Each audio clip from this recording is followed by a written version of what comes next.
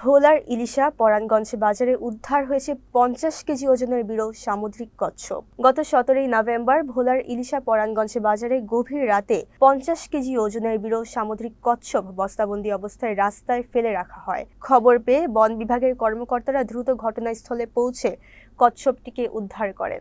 ধারণা করা হচ্ছে কচ্ছপটির বয়স প্রায় 50 থেকে 60 বছর। স্থানীয়রা এত বড় এবং বিরল প্রজাতির কচ্ছপ দেখে মুগ্ধ হয়েছেন।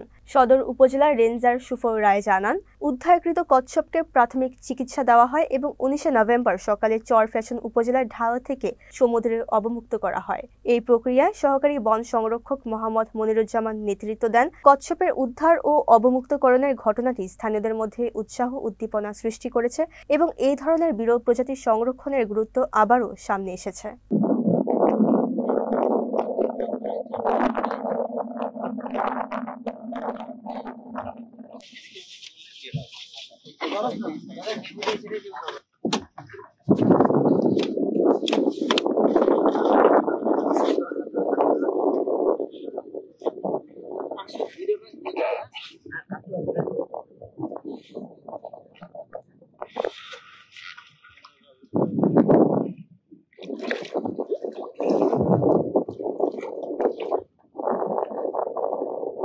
গত 17 তারিখ রাত আনুমানিক 2:30 আমরা সংবাদ পাই পরাণগঞ্জ বাজারে বস্তাবন্দি অবস্থায় একটি সামুদ্রিক কাছিম পড়ে আছে।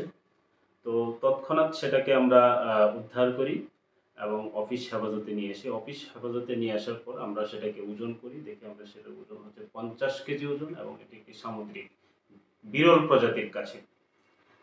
তারপর সেটাকে আমরা 18 তারিখ পর্যন্ত সেটাকে প্রাথমিক চিকিৎসা এবং অবজারভেশনে রাখি এবং আজকে 19 তারিখে সকালবেলায় সেটাকে সমুদ্রের মোহনা চরফ্যাশন উপজেলার ঢালচরে সেটাকে অবমুক্ত করি এবং এই অবমুক্তকরণ প্রক্রিয়াটি সম্পন্ন হয় আমাদের উপকূলীয় বন বিভাগ ভোলার সহকারী বন সংরক্ষক জনাব মোহাম্মদ মনিরুজ্জামান স্যারের নেতৃত্বে।